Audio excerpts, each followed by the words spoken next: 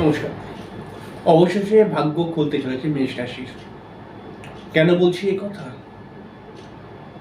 সমস্ত বিষয়টাকেই আমরা step by step আলোচনা করব।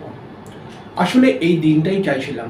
মেষ রাশির বহু অনুষ্ঠান আমি এর আগেও করেছি এবং সেই অনুষ্ঠানের মধ্যে অনেকেও কমেন্টস করেছেন যে দাদা আপনি তো বলছেন ভালো সময় আসবে, লাইফটা পরিবর্তন হবে বা জীবনটা অনেকটাই পরিবর্তন হবে, কিন্তু সেরকমভাবে তো আমরা কোনো আভাস পাচ্ছিলাম না। সেই কথাগুলোকে মাথায় রেখে আজকের অনুষ্ঠান, অর্থাৎ সত্যিই ভালো সময় কিছুটা এসছে এবং আপনি সঠিকভাবে ভালো লাভ পাবেন। তার জন্য আকাশের গ্রহগত অবস্থান বা গ্রহগত ট্রানজিটটা আপনাকে লাভ দেবার মতো একটা জায়গায় চলে এসছে। কেন বলছি এই কথা? স্টেপ বাই স্টেপ সবটাই বলবো। অবশ্যই আপনারা আমার চ্যানেলের প্রথম হয়ে থাকতে পারে চ্যানেলটিকে অবশ্যই সাবস্ক্রাইব করে বেল আইকন থেকে ক্লিক করে দেবেন। মেষ রাশির মানুষটা কিন্তু প্রচণ্ড ভালো মেন্টালিটির মানুষ হয় এবং মেষ রাশির মানুষদের মধ্যে কিন্তু এগিয়ে যাবার ক্ষমতা, এগিয়ে যাবার প্রবণতা এবং জীবনে কিছু করে দেখাবার একটা স্বপ্ন কিন্তু মেষ রাশির মধ্যে দেখতেই পাওয়া যায়। মেষ রাশির মানুষদের মধ্যে মাঝে মধ্যে মাথা ঘোরানোর প্রবণতা দেখতে পেলেও মেষ রাশির মানুষরা কিন্তু প্রচণ্ড মানুষের সমস্যায়, মানুষের দুঃখে, মানুষের পাশে এসে দাঁড়ায়। মেষ রাশির মানুষরা কিন্তু একটু ভালোভাবে বাঁচার চেষ্টা করে এবং ভালোভাবে বাঁচার এবং ভালোভাবে বাঁচার জন্য এরা জীবনে প্রচুর লড়াই করে, কিন্তু অনেক সময় লড়াই করেও সেরকম পরিমাণে সাকসেস হতে এরা পারে না। কিন্তু এবারে যে গোচরটা তৈরি হয়েছে, অর্থাৎ আকাশের যে গ্রহগত ট্রানজিট তৈরি হয়েছে, এই ট্রানজিট কিন্তু মেষ রাশির মানুষদেরকে অবশ্যই একটা নতুন ধরনের লাভ দিতেই চলেছে। প্রথমে আকাশের ট্রানজিটটা সম্পর্কে একটু আপনাদেরকে বলে দিই, তাহলে পরে আপনারা বুঝতে পারবেন কেন এই কথাগুলো বলছি। মেষ রাশির ঠিক দ্বাদশ ঘরের মধ্যে রাহু অবস্থান করছে, মেষ রাশির সেকেন্ড হাউসের মধ্যে বৃহস্পতি অবস্থান করছে এবং বৃহস্পতি কম বেশি সারা বছরটাই এই বৃষ রাশির মধ্যে অবস্থান করবে, অর্থাৎ মেষ রাশির দ্বিতীয় ভাবের মধ্যে, এবং বছরের শেষেতে বৃহস্পতি বক্রী হয়ে যাবে। সেটা অনেক দিন দূরের কথা, এখন সেই বিষয় নিয়ে বলবো না, পরবর্তী সময় আলোচনা করব। মেষ রাশির ঠিক একাদশ ঘরের মধ্যে শনি অবস্থান করছে এবং শনি কিন্তু একাদশ ঘরের মধ্যে অবস্থান করছে এবং সেখানে দেখা যাচ্ছে শনি কিন্তু, এটা আমাদের জুন মাস চলছে এবং জুন মাসের লাস্টের দিক থেকে 15ই নভেম্বর অবধি কিন্তু শনি বক্রী হয়ে যাবে এবং শনি যখনই বক্রী হয়ে যাবে তখন কিন্তু মেষ রাশির মানুষটা একটি অন্য রকমের ফল পাবে। মেষ রাশির ঠিক ষষ্ঠ ভাবের মধ্যে কেতু অবস্থান করছে এবং এই কেতু সারা বছরই মেষ রাশির ষষ্ঠ ভাবের মধ্যে অবস্থান করবে। এইগুলো তো হয়ে গেল ট্রানজিট, বড় বড় প্ল্যানেটের ট্রানজিট। এবার ছোট ছোট গ্রহগুলোকেও আমাদের দেখতে হবে। ছোট ছোট গ্রহদের মধ্যে রবি, শুক্র, এগুলো কিন্তু মিথুন রাশির মধ্যে অবস্থান করছে এবং অপরদিকে মঙ্গলটা কিন্তু মেষ রাশির মধ্যেই অবস্থান করছে, মেষ রাশির অধিপতি মেষ রাশির মধ্যে অবস্থান করছে।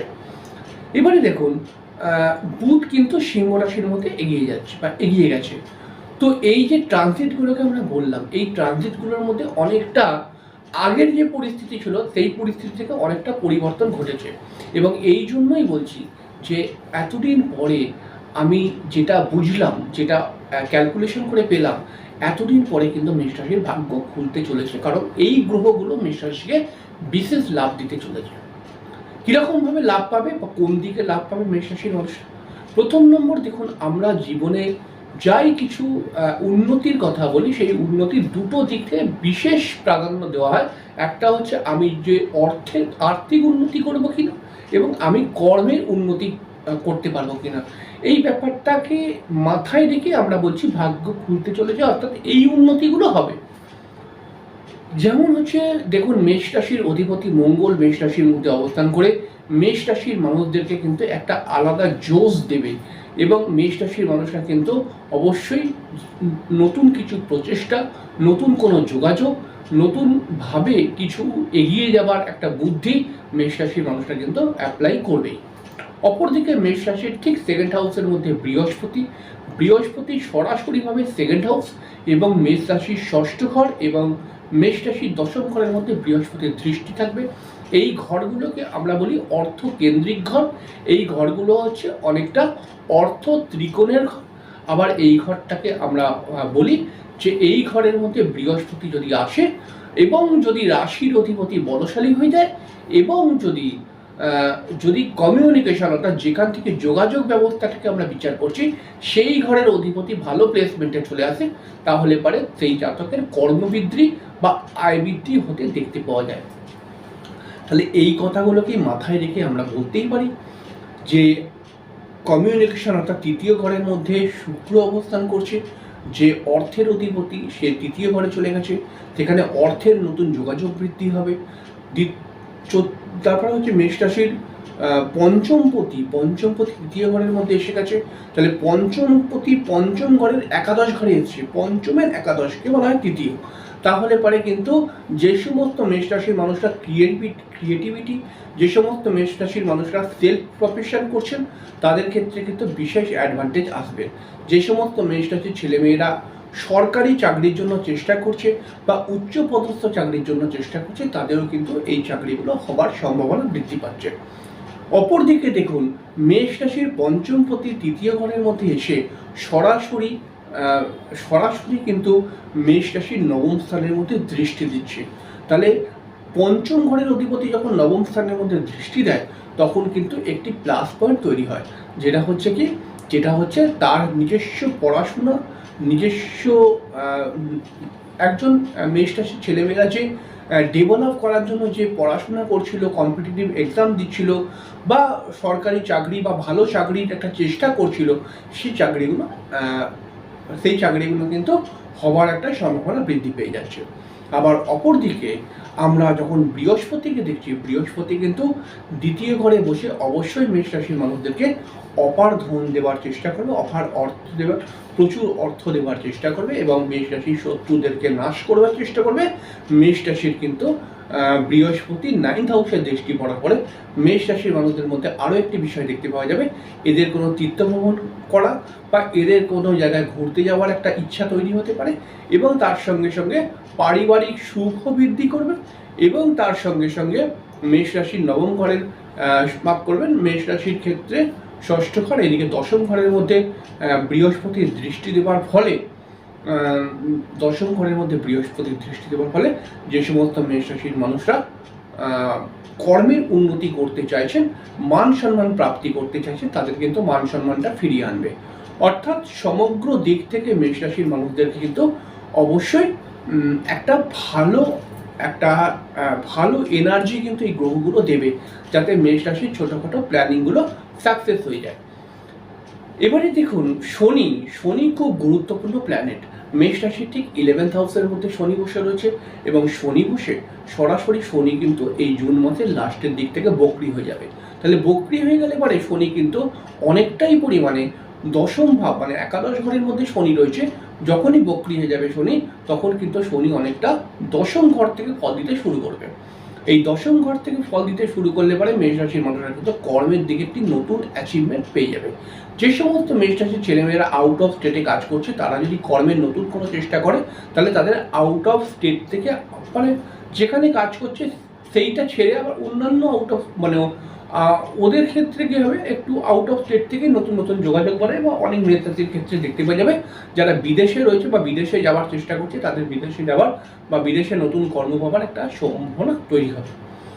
আবার দেখুন মেষ রাশির ঠিক দশম ঘর থেকে মানে শনিটা যদি ফল দেয় তাহলে পরে দশমপতি দশমে, তাহলে এটা কিন্তু দশমপতি দশমে থেকে সরাসরি কিন্তু দশম ঘর থেকে আমরা যদি দেখি তাহলে পরে কিন্তু শনিটা আপনার ঠিক সপ্তম ঘরের মধ্যে দৃষ্টি দিচ্ছে এবং আপনার রাশির মধ্যেও মঙ্গল রয়েছে। তাহলে দশম এবং আপনার রাশির অধিপতি এবং দশম থেকে আপনার শনিটা তাহলে পরে সপ্তম স্থানে দৃষ্টি দিচ্ছে, আবার রাশির অধিপতিও সপ্তম স্থানে দৃষ্টি দিচ্ছে। এর ফলে হচ্ছে আপনার যে লাইফ পার্টনার যদি তার মধ্যে এডুকেশন থাকে সেও নতুন কর্মপ্রাপ্তির চেষ্টা করছে, তাহলে তার ক্ষেত্রেও কিন্তু নতুন কর্মপ্রাপ্তির একটি সুন্দর যোগ তৈরি করে দিচ্ছে। এই এতগুলো দিককে যখন আমরা ভালো করে পর্যবেক্ষণ করছি তখন কিন্তু আমরা একটা জিনিস দেখতে পাচ্ছি যে মেষ রাশির মানুষ যারা তাদের ক্ষেত্রে কিন্তু নতুনভাবে ভাগ্য খুলতে চলেছে এবং মেষ রাশির মানুষরা জুলাই মাস থেকে আগস্ট মাস খুব একটি ভালো সুযোগ সুবিধা কিন্তু পাবে। এবারে হচ্ছে কি যে দেখুন একটি পরিষ্কার ব্যাপারকে ভালো করে বুঝুন যে এই দুনিয়াতে মনে করা যাক যে 100 জন মানুষের মধ্যে 10 জন মানুষ মেষ রাশির মানুষ, তাহলে 10 জনই কি লাভ পাবে না? 10 জন লাভ পেতে নাও পারে। তার কারণ হচ্ছে যে প্রত্যেকটি লাভ তখনই পায় যখন তার জন্মছকের মধ্যে সম্পূর্ণ সব ক্লিন থাকে, মানে কোনো অসুবিধা নেই। এবার আপনি যদি মেষ রাশির মানুষ হন, আপনার লাভ পাওয়ার 100% জায়গা তৈরি হয়ে যাচ্ছে। এবার যদি আপনি ধরুন জুলাই মাস, আগস্ট মাসে আপনি বুঝতেই পেরে যাবেন যে নতুন কোনো কাজের সুযোগ সুবিধা, নতুন কোনো অর্থ প্রাপ্তির সুযোগ সুবিধা, নতুন কোনো সম্মান প্রাপ্তির সুযোগ সুবিধা আপনার কাছে আসছে। কিন্তু অনেক মেষ রাশি এগুলো তো অ্যাচিভ করেই নেবে। আবার অনেক মেষ রাশির ক্ষেত্রে হ্যাঁ, কাজের যোগাযোগ হচ্ছে কিন্তু কাজটা পেলাম না, অর্থের যোগাযোগ হচ্ছে কিন্তু অর্থটা যেন একটুখানি সমস্যা হয়ে গেল, বা যতটা অর্থ পাবার কথা ছিল ততটা অর্থ পেলাম না। এই ব্যাপারগুলো হয় হচ্ছে জন্মছক থেকে। কারণ সবসময় গোচর আমরা যখন দেখি আকাশের ট্রানজিট, এই ট্রানজিটটা দুটো দৃষ্টিকোণ থেকে আমরা দেখি। একটা হচ্ছে জন্মকালীন ছক কতটা পারমিশন দিচ্ছে, আর একটা হচ্ছে গোচর কতটা দিচ্ছে। তাহলে জন্মছকের মধ্যে যদি পারমিশন না থাকে তাহলে কিন্তু মানে যতটা পরিমাণে পারমিশন থাকবে গোচরটা ভালো হলে পারে ততটা পরিমাণ দেবে। এবার ধরুন আপনি মনে করছেন যে আপনি একটি সুন্দর ভালো কাজ পাবেন বা কাজ খুঁজছেন, একটা কাজ পাওয়ার প্রচেষ্টায় রয়েছেন, কিন্তু জন্মছক কিন্তু আপনার বলছে যে কাজটা কিন্তু আপনি সেরকম ভালো পাবেন না, বা এই সময় কিন্তু আপনার দশা সেরকমভাবে রান করছে না।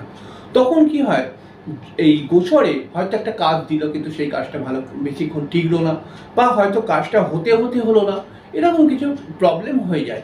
সেই ক্ষেত্রে জন্মছকটাকে ঠিকঠাক করে নেওয়া উচিত।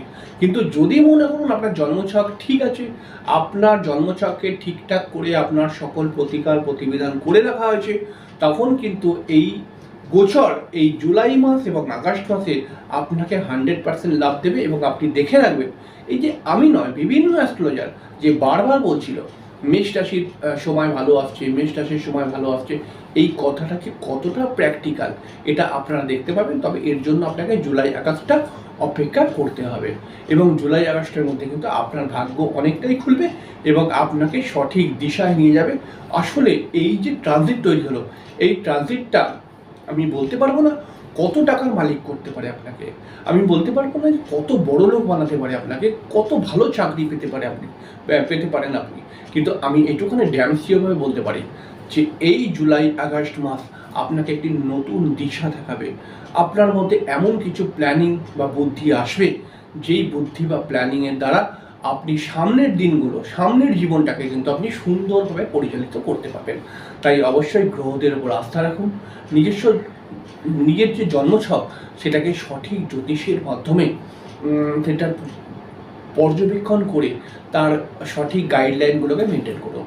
এবং দেখুন আমি একটি ভেবেছি যে বহু মানুষের ক্ষেত্রে অনেক রকম প্রবলেম বা অনেক রকম সমস্যা থাকে। বেশ কিছু এমন টিপস রয়েছে, টোটকা রয়েছে, যেই টোটকাগুলো কিন্তু খুব কার্যকরী টোটকা, যেগুলো আমি যখন বলবো সেগুলো আপনারা যদি বলেন তাহলে আমি বলবো। আমার কাছে প্রচুর এরকম টোটকা লেখা রয়েছে যেগুলো কিন্তু খুব ঘরোয়া লাভ দেয়। তো সেগুলো আপনারা যদি বলেন তাহলে পরে আমি সেইগুলোকে নিয়ে অনুষ্ঠান করবো, এবং আপনাদের ঘরোয়া রেমেডি আমি করে দেবো, যাতে আপনারা যদি এই মুহূর্তে স্টোন পাথর কবজ করতে না পারেন, আপনারা ঘরের মধ্যেই সেই রেমেডিগুলোকে ইউজ করে আপনারা কিন্তু সাকসেস করে নিতে পারবেন। কিছু কিছু রেমেডি যখন আমরা একটা তন্ত্রক্রিয়া কাজ করি না, তখন আমরা তন্ত্রের মধ্যে একটা যেমন হয় আমাদের দেবদেবীর মন্ত্র বা বিভিন্ন মন্ত্রের কথা তো আসে, কিন্তু যখন শাবর মন্ত্র নিয়ে আমরা কাজ করি, শাবর মন্ত্রের আমরা যদি প্র্যাকটিক্যাল হিসাবে দেখি, শাবর মন্ত্রের আমাদের খুব একটা মাথামুন্ডু মনে হয় না, মানে কি উল্টোপাল্টা একটা শাবর মন্ত্র সে ভগবান জানে, কিন্তু মন্ত্রের কাজ আছে প্রচুর যদি ঠিক মতো করা যায়। ঠিক তেমনইভাবে আমি বলতে চাইছি, আমি যে রেমেডিগুলো দেব সেই রেমেডিগুলোর কি যুক্তি আছে কি এইসব ভাববেন না, আমি যেটা বলবো ওটাই করবেন, দেখবেন আপনি সাকসেস হয়ে যাবেন। এবং মেষ রাশির যে ভাগ্য খুলতে চলেছে, আমি কি এতক্ষণ ধরে বলছিলাম যে এই সময়টাই আমি চাইছিলাম যে হ্যাঁ সত্যি এবারই খুলতে চলেছে, তো এইটা কিন্তু এসেই গেছে। আশা করছি আপনারা এই সময়টা সম্পূর্ণ লাভ উঠাতে পারবেন। অবশ্যই ভগবানের প্রতি বিশ্বাস রাখুন, বাবা মাকে সম্মান করুন, এবং একটুখানি শুয়ে শুয়ে প্ল্যানিং করুন যে সামনের দিনটা কিভাবে আপনি এগোবেন, তাহলেই দেখুন সাকসেস আপনার কাছে চলে আসবে। এখানেই শেষ করলাম, পড়াতে আবার দেখা হবে, ততক্ষণের জন্য নমস্কার, অনেক অনেক অনেক ভালো থাকবেন।